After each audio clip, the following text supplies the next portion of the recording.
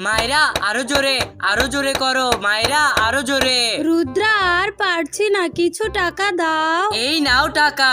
মায়েরা আরো জোরে করো মায়েরা, আরো জোরে। রুদ্রা আর পারছি না, আরো কিছু টাকা দাও। বরুণ প্লিজ তোমার ঘরটা বিক্রি করে মায়েরাকে কিছু টাকা দাও। না বরুণ, এমন করো না।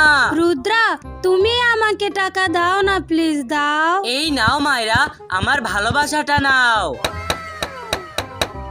এখন আমি কাকে তুলবো?